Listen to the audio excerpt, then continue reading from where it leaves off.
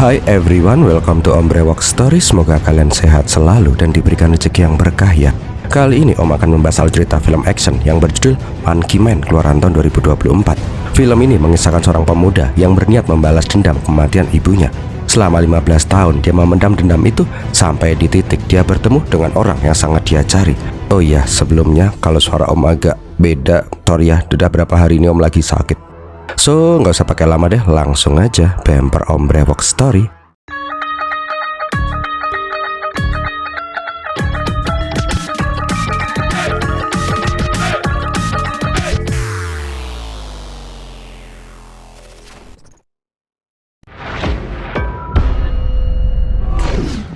Awal kisah kita diperlihatkan seorang ibu yang menceritakan kisah Dewa Hanuman. Ketika Hanuman kecil, dia sangat lapar. Di dalam hutan, dia melihat pohon mangga yang sudah menguning.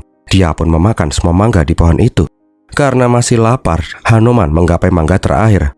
Tanpa sadar, dia melompat terlalu tinggi, dan yang dia ambil adalah matahari. Karena hal itulah, Hanuman pun dihukum oleh dewa-dewi, sehingga dia kehilangan kekuatan dewanya. Nah, sebelum lanjut, Om mau terima kasih dulu nih untuk kakak-kakak yang udah nraktir Om pakai super thanks. Untuk Kak Dewi Masita dan Kak Cece, semoga rezeki kakak-kakak ini selalu aja dilimpahkan ya. Kalau kalian juga mau nraktir Om, bisa dengan super thanks juga dong. Om bakal terima kasih sekali. Oke, kalau gitu lanjut. 15 tahun kemudian, kita diperlihatkan sebuah arena tarung underground. Udah gak usah pada heran ya, kok muka-muka NPC-nya nggak kayak orang India ya, malah lebih kayak orang Indonesia. Karena emang film ini syutingnya di Batam dan di Jakarta. Oke, lanjut. Di pertarungan diperlihatkan bocah di awal film yang mengenakan topeng monyet melawan jagoan yang bernama King Cobra. Singkat cerita, Monkey Man pun dikalahkan oleh Cobra. Gak lama kemudian pemilik tarung underground yang bernama Tiger naik ke atas ring. Dia memuji setinggi langit King Cobra yang belum pernah terkalahkan. Sedangkan Monkey Man berjalan sambil dilemparin dan dicemooh. Berhubung di film ini peran utama kita nggak dikasih tahu namanya, Om panggil Monkey aja ya. Nah, di belakang Tiger sangat girang karena dia bisa mendapatkan uang yang banyak dari pertarungan tadi. Ketika Tiger membayar uangnya si Monkey Man, Monkey menyadari kalau upahnya itu dipotong separuh. Monkey pun memohon agar upahnya dibayar full karena dia sangat butuh uang itu. Tapi Tiger menolak. Bila Monkey ingin bayarannya full, dia harus menghasilkan lebih banyak uang dengan cara berpura-pura kalah sampai kepleh-kepleh. Scene kemudian memperlihatkan sebuah video dari orang suci Baba Sakti. Yang intinya Baba Sakti selalu mengayomi para pengikutnya, mau itu dari kalangan miskin ataupun kaya. Tapi pada kenyataannya Baba Sakti sedang membangun kuil untuk kalangan elit yang dibangun dengan cara menggusur orang-orang miskin. Namun Baba Sakti menyangkal semua hal tersebut. Gak lama berselang, datanglah informan kecil yang bernama Lucky. Lucky pun langsung ngasih tunjuk sebuah video orang yang dicari Monkey selama ini. Queenie Kapoor, pemilik klub malam Kings. Lucky pun menceritakan kegiatan Queenie setiap hari. Tapi kegiatan yang selalu dia lakukan adalah minum kopi di kafe Italia setiap pagi sebelum berangkat bekerja. Keesokan harinya kita pun diperlihatkan seorang gelandangan yang menjual mainan dengan kursi roda. Di saat itu dia terus meminta Queenie Kapoor untuk membeli mainannya. Jelas saja selalu ditolak.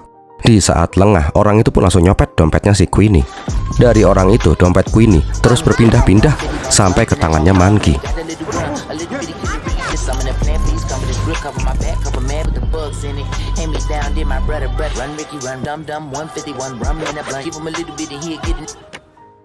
Malam harinya, Monkey pun mendatangi Kings Club. Dia berpura-pura sebagai orang yang menemukan dompetnya si Queenie. Pas dikasih duit, Monkey menolak. Dia tidak ingin uang itu, tapi ingin pekerjaan. Queenie jelas saja menolak. Klub ini adalah klub elit, tamunya orang-orang penting dari segala penjuru dunia. Dia nggak bisa asal rekrut orang dari jalanan seperti si Monkey. Monkey yang mengaku namanya sebagai Bobby langsung menunjukkan telapak tangannya yang seperti terbakar. Monkey pun bilang selama ini dia bekerja dengan bahan-bahan kimia, minyak dan lain-lain, sehingga tangannya pun terbakar. Beri dia pekerjaan yang orang lain nggak mau melakukannya, maka Monkey akan melakukannya dengan senang hati. Nah, di ruangan Queenie, Monkey pun sempat melihat foto di dinding yang menunjukkan suami Queenie yang bernama Rana Singh. Melihat sosok itu, Monkey pun teringat kenangan di masa lalu, kenangan yang sangat kelam. Singkat cerita, akhirnya Monkey pun diterima di Kings Club sebagai tukang bersih-bersih. Keesokan harinya, Monkey pun langsung bekerja sebagai tukang cuci piring di dapur. Tentu aja sambil mengawasi area sekitar. Tapi di saat itu ada orang bernama Alfonso bertanya ke Monkey. Sepertinya dia pernah melihat Monkey di suatu tempat deh, tapi di mana ya? Jelas saja Monkey pun mencoba menghindar. Gak ada yang boleh tahu identitas aslinya sebelum misinya berjalan. Malam harinya, Manki pun mendatangi sebuah kawasan kumuh. Dia memesan pan sirih dan memasukkan uang ke dalam sirih itu. Rupanya itu adalah sebuah sandi. Penjual pan pun menyuruh anak kecil untuk mengantar Manki menemui bos kawasan itu yang bernama Raju.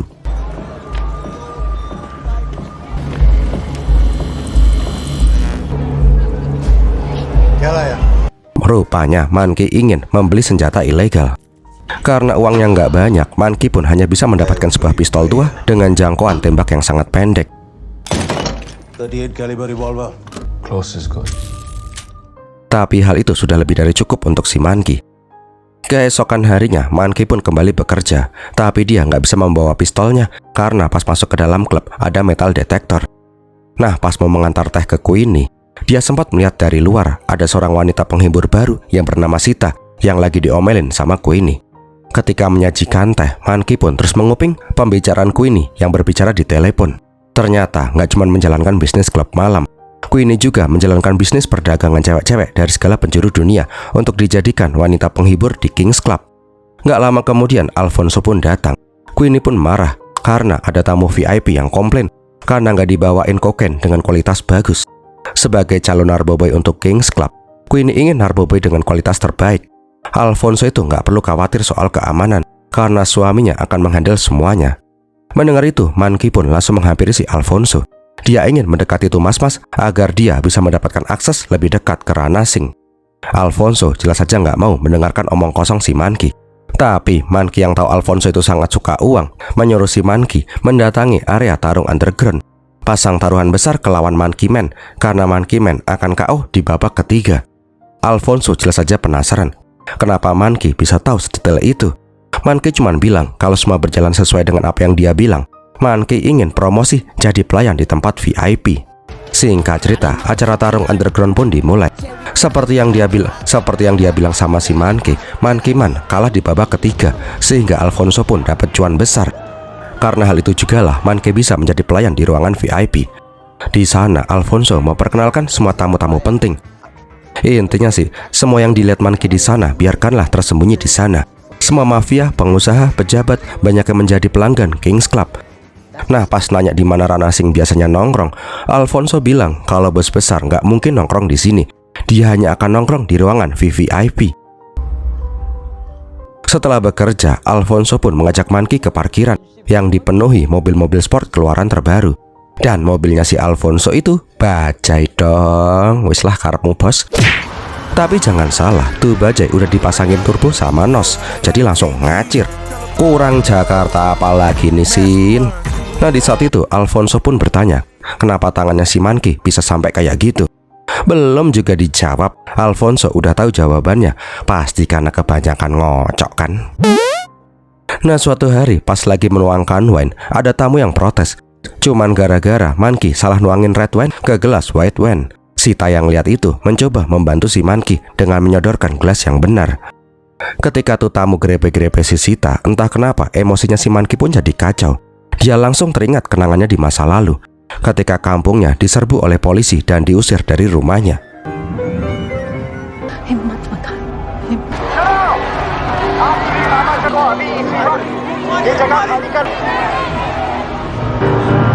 Karena nggak kuat, Manki pun langsung keluar.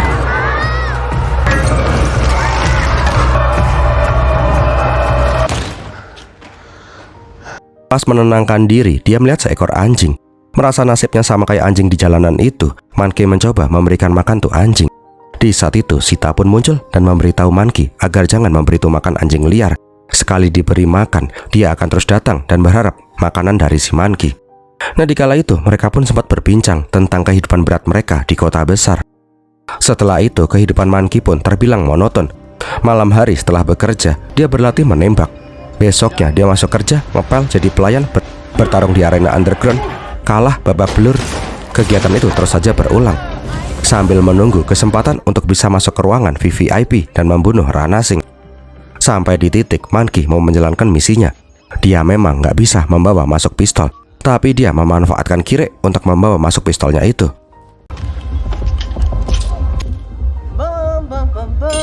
Nah, di dalam Alfonso pun udah mempersiapkan narkoba jenis terbaik untuk para tamu VVIP. Bersama Monkey, mereka pun masuk ke ruangan yang hanya bisa dimasukin oleh kalangan super atas. Ngeliat itu, Monkey pun hanya bisa bengong, tapi dia terus mencoba mengamati. Nah, di saat itu dia melihat Sita yang lagi dipangku-pangku sama cowok hidung belang. Dan orang yang memangku Sita adalah Rana Singh, orang yang selama ini pengen Monkey bunuh. Sadar orang yang selama ini dia cari ada di depannya, Monkey pun merasa gugup dan takut. Tapi ini adalah momen yang sudah dia tunggu selama 15 tahun. Nah, di luar, Alfonso pun dimarahin sama si Rana karena barang yang dia bawa belum cukup kuat untuk memuaskan si Rana. Tapi seketika Monkey langsung memberikan Arboboy untuk si Rana. Dikala itu, Sita pun menyadari kalau dari balik vestnya si Monkey tersembunyi pistol.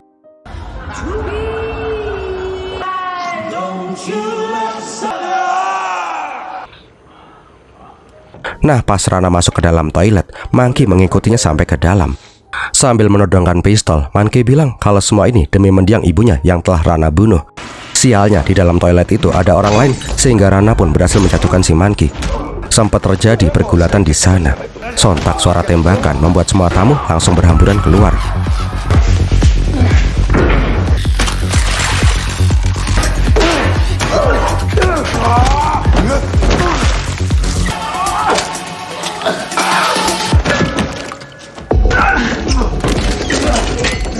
Who the fuck are you, you little rat?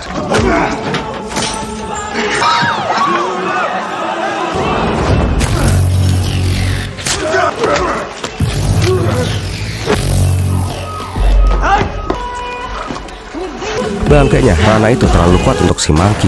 Dengan luka di sekujur tubuhnya, Monkey berniat melarikan diri. Goblok, kacanya nggak pecah dong. Nah, dikepung banyak bodyguard, Monkey pun melakukan apapun demi bisa hidup. Bahkan Monkey nyolong bajai milik Alfonso. Alfonso yang sadar kalau yang membawa Monkey masuk adalah dirinya, langsung pengen ikut kabur. Kalau enggak, pasti dia akan ikutan dibunuh. Alhasil terjadilah kejar-kejaran di jalan.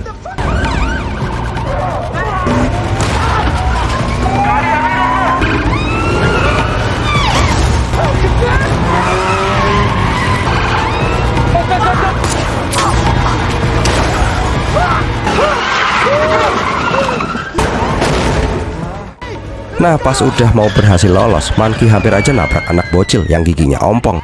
Karena hal itu jugalah bajanya pun ketabrak sampai Monkey nggak sadarkan diri. Ketika siuman, Alfonso pun meminta maaf karena dia nggak bisa menyelamatkan si Monkey dan langsung kabur begitu saja. Singkat cerita, Monkey pun dibawa oleh para polisi. Sadar dia pasti akan mati, Monkey pun langsung melawan dan merebut pistol dari polisi India yang tampangnya Indonesia banget.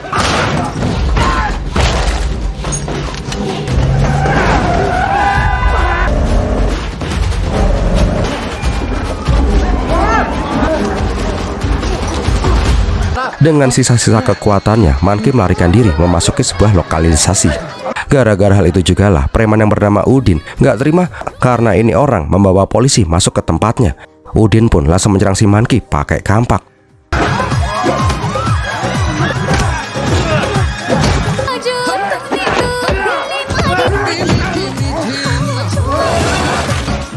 Nyantol, main lewat aja sih. Cokot-cokot irungnya. Cokot lagi sampai si Udin pesek mendadak.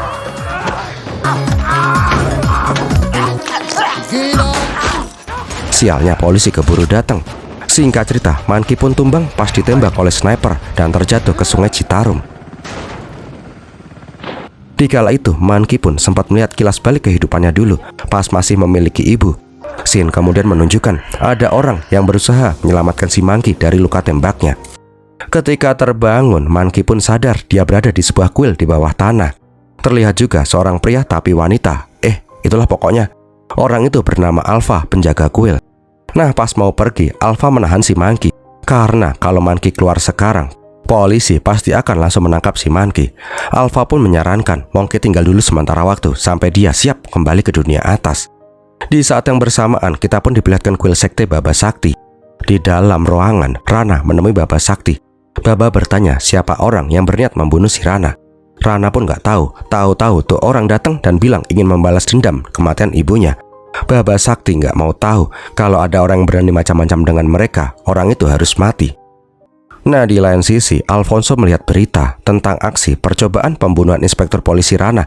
Diduga serangan itu dilakukan oleh 2 orang teroris, yang mana Alfonso juga ikut dalam aksi teror itu. Jelas saja Alfonso pun bingung bukan main. Malam harinya diperlihatkan Monkey berjalan keluar di ruangan bawah tanah. Dia melihat ada sekumpulan orang yang berkumpul bersama, saling support dan terlihat sangat bahagia. Setelah itu, Alpha pun mengajak si Monkey ke sebuah pohon keramat. Alpha sadar kalau Monkey itu punya sesuatu yang harus dia selesaikan. Tapi sekarang Monkey itu nggak cukup kuat untuk melakukan hal itu. Alpha bercerita kalau masa lalunya seperti si Monkey. Dia itu larut dalam upaya balas dendam konyol. Sampai akhir dia tidak bisa menemukan kepuasan setelah dia membalas dendam.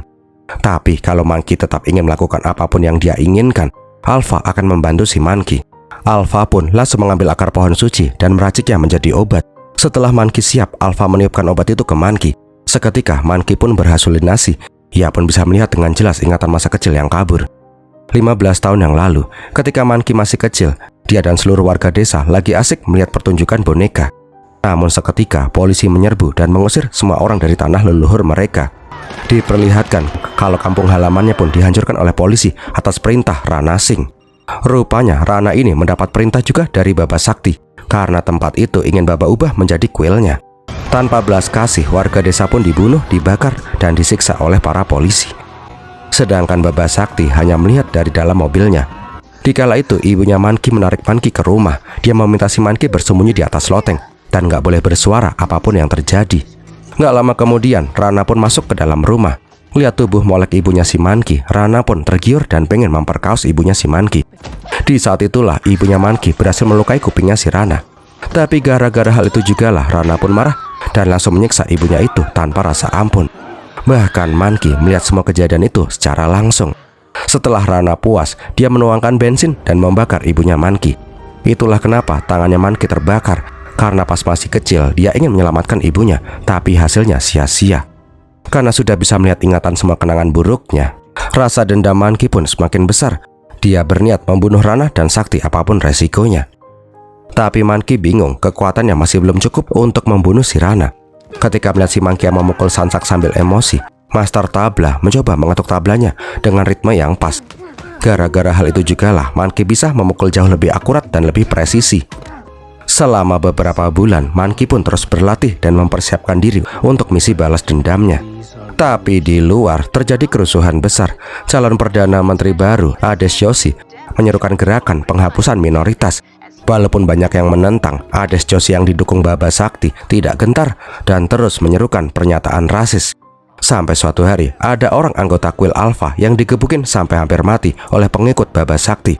Mbak Mas itu pun mendapatkan luka yang amat parah.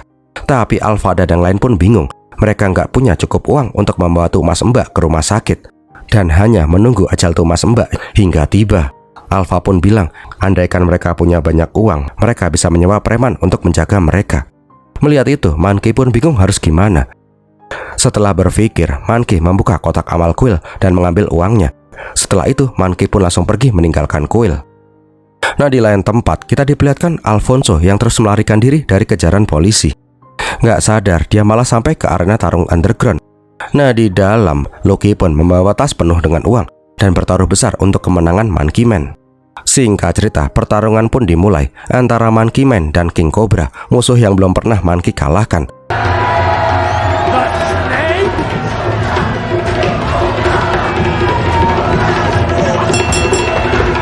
Tapi baru juga bel berbunyi, Monkey pun langsung menendang King Cobra hingga pingsan. Sontak saja, semua orang di sana langsung pada cengok, termasuk si Tiger. Karena nggak mau kehilangan banyak uang, Tiger bilang kalau pertandingan tadi tidak dihitung karena terlalu cepat. Maka dari itu, Monkey pun harus melawan pertarung yang lain. Dan kita sambut Max Yanto. Yang dulu sering lihat basket era Kobatama pasti kenal sama nih Max Yanto deh.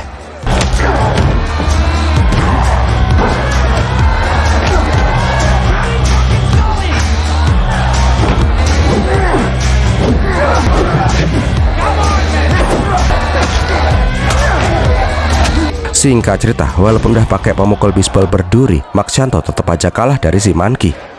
Seketika nama Monkey Man pun dielulukan oleh seluruh orang. Dan dari hasil taruhan, semua uangnya pun langsung diberikan ke kuil Alpha.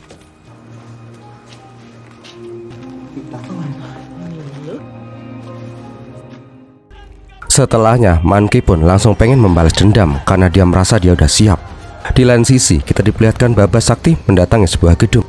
Rupanya Baba ingin makan malam bersama dengan para elit sebagai rasa dukungannya ke calon PM Hades Joshi. Queenie mewanti-wanti anak buahnya, jangan ada yang miss di acara kali ini, karena yang datang orang-orang penting semua. Tanpa tahu kalau ada sosok Hanuman si ketek putih yang akan membantai mereka semua. Tanpa kesusahan, Monkey pun bisa merangsek masuk ke dalam gedung dengan mudah. Di lain sisi, ada sekumpulan mbak-mbak bertopeng yang juga ikutan merangsek masuk. Adalah lihat diri aja ya, pokoknya ini adegan tuh gabungan John Wick, The Raid sama Kuce-Kuce Hotahe.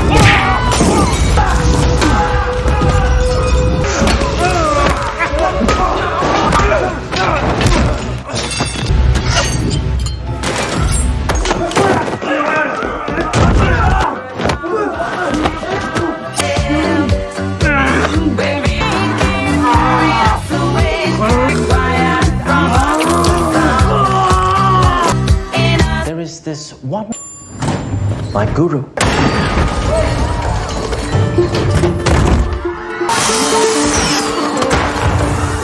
Sontak aja pas Monkey masuk ke area dinner, semua orang pun langsung pada bubar.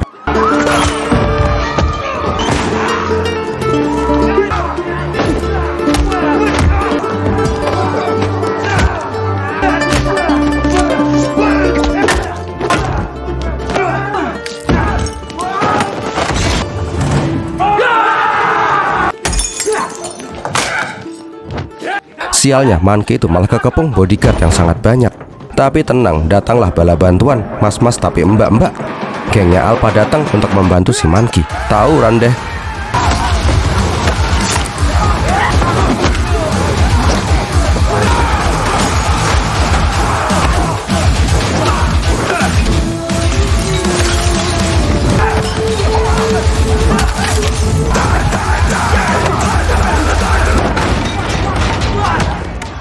Queenie yang lihat tempatnya dibuat porak-poranda langsung menembaki membabi buta.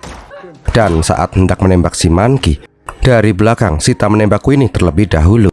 Setelah itu, Monkey pun langsung memotong jempolnya si Queenie untuk masuk ke dalam gedung. Ketika keluar lift, Monkey langsung diserang oleh si Rana. Rana mengajak duel si Monkey. Rana juga menghina ibunya si Monkey sebagai pecun. Tapi Monkey yang sekarang bukanlah Monkey yang dulu. Monkey itu lebih bisa mengendalikan emosinya.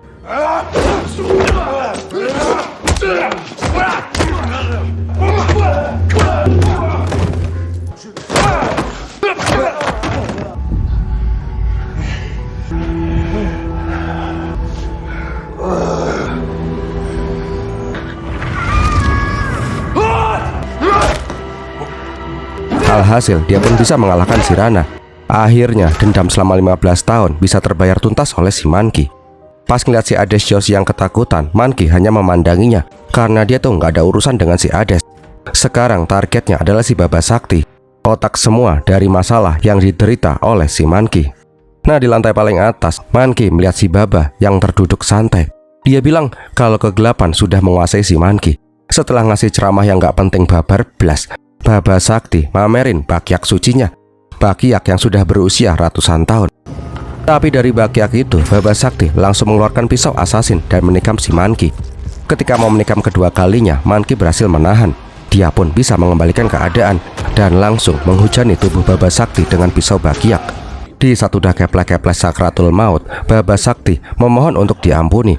Dia akan memberikan apapun yang diinginkan oleh si Monkey. Uang, wanita, kekuasaan, sebutkan saja. Tapi Monkey udah nggak peduli lagi dengan semua hal itu dan langsung menikam kepala tuh kakek-kakek bangke sampai tewas. Dan filmnya pun berakhir. Gimana film ini sob? Semoga menghibur ya. Kalau kalian suka, silahkan like, komen, dan share. Jangan lupa di hype dan di subscribe ya. Kalau ada yang mau support Om, bisa dengan super thanks. Om bakal terima kasih banget. Terima kasih juga udah nonton sampai detik ini. Om Brewoks pamit dulu dan Pirmilatiin.